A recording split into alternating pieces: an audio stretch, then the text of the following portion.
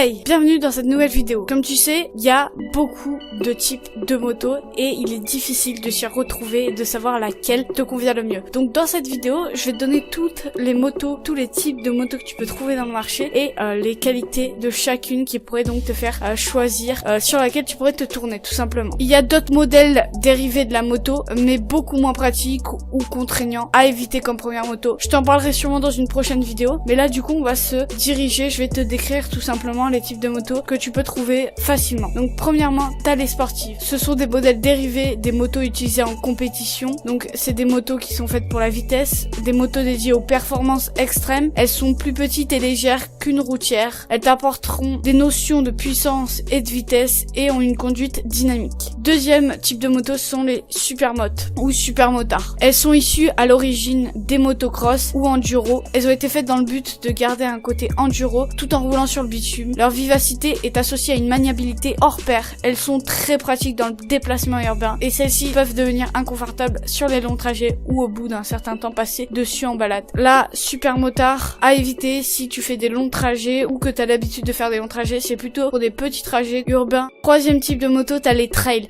Ce sont des motos aussi bien capables de rouler sur route que sur chemin. Donc on retrouve un peu un style supermotard, mais au niveau de l'esthétique c'est complètement différent. Elles aussi sont dérivées donc des motos cross et enduro. Elles sont souvent munies de grands réservoirs et de bagageries qui sont parfaits pour les longues balades ou les road trips. C'est le petit plus qu'il y a contrairement aux supermotards. Ensuite, t'as les utilitaires qui sont des petites et moyennes cylindrées qui sont économiques et qui offrent le meilleur rapport qualité-prix. Elles sont prisées par les débutants pour leur facilité de prise en main. Elles sont aussi utilisées dans le cadre professionnel en ville.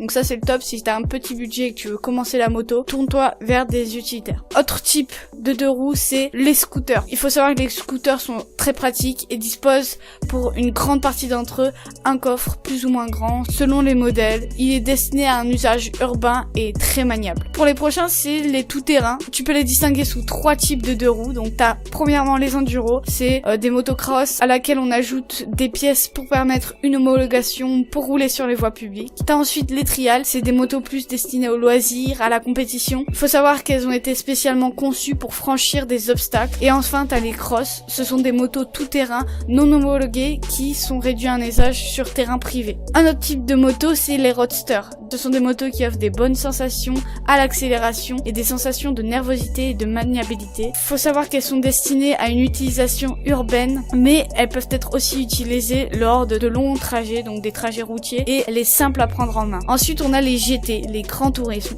Donc ce sont des grosses routières qui disposent d'une grande autonomie et elles sont confortables. Elles offrent aussi beaucoup de place et donc idéales pour un passager ou pour mettre des bagages à l'arrière. Un autre type de deux roues, ce sont les routières. Donc t'as beaucoup plus de place comme pour les GT.